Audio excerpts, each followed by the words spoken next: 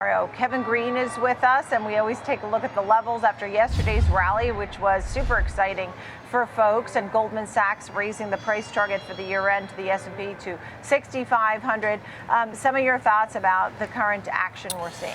Yeah, Nicole, we continue to see positive price action happening in the S&P 500 as well as the NASDAQ 100, and we continue to see a broadening out of this market. It's not only just concentrated in mega cap tech stocks or communication services. You're actually seeing some relative outperformance when it comes to industrials, and even materials catching a little bit of a bid over the last couple of trading sessions here. And in fact, industrials are actually the #1 sector on the year if you're looking at the S&P 500 sector breakdown. It's up around 6.8% or so.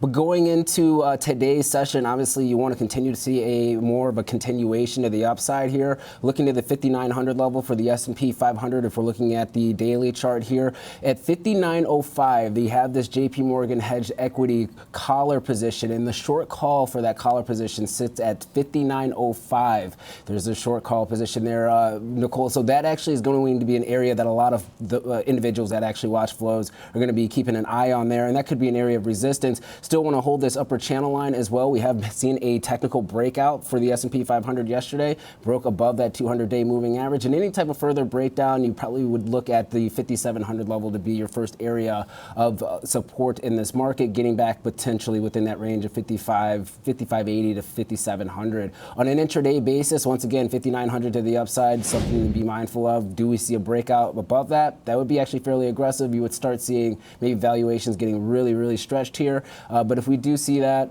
once again, 59.05 level could be an area of resistance. 58.30 is an area of support. You want to see some buyers actually stepping in. If we have a breakdown below these levels here, then 5800 is going to be our negative gamma area. Overall, this still looks very bullish. Market is positioned bullishly when you're looking at the options flows for the most part, seeing a lot of premium sellers for downside puts. They're selling premium, they're buying upside calls, these risk reversal type of strategies taking place. You're still seeing rolling up of call strategies for those that are hedging portfolios. This is the environment in the mix that you'd like to see trying to get back to new all-time highs here. We do have some gaps below on the S&P 500 that we have to be mindful of that could be tested here. So for overall, we're doing pretty well. Economic data looks good, and we'll continue to try to bring this trend to fruition, trying to get us back to all-time highs here.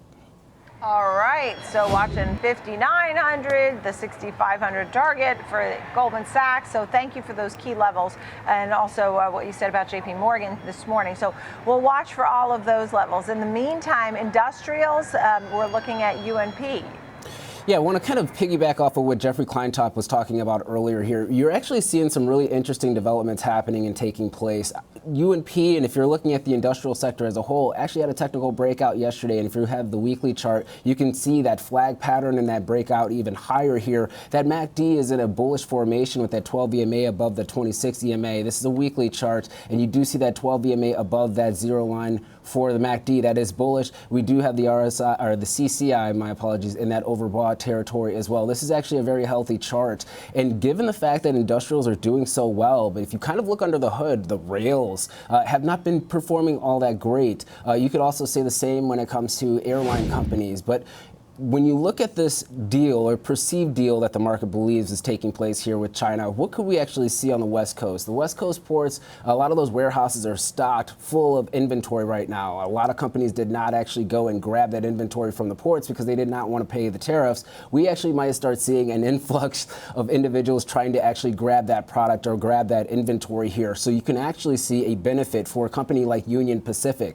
On the West Coast, there's only two companies that really command the rail and the freight traffic there. It's going to be Union Pacific and BNSF. So Union Pacific, if you kind of look at the chart setup right now for that company, you could say, okay, it's making a little bit of a consolidation. We had a nice gap up to the upside here, and you can look at a resistance level of $254. MACD looks like it wants to cross in a bullish formation. CCI looks like it's going to cross that zero line, so that's something to be mindful of here, Nicole.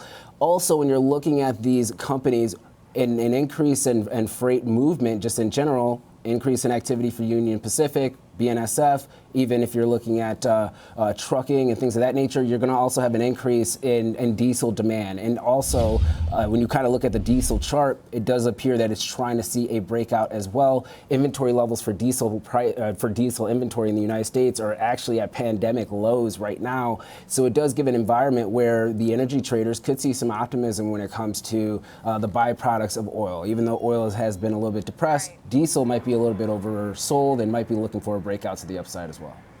Yeah, I saw within, it's interesting, thanks for that on diesel too. I saw within the CPI, gasoline drop, that was something that came down. We always have our eye on all the energy stories. Thank you, Kevin Green, great to see you. Thanks.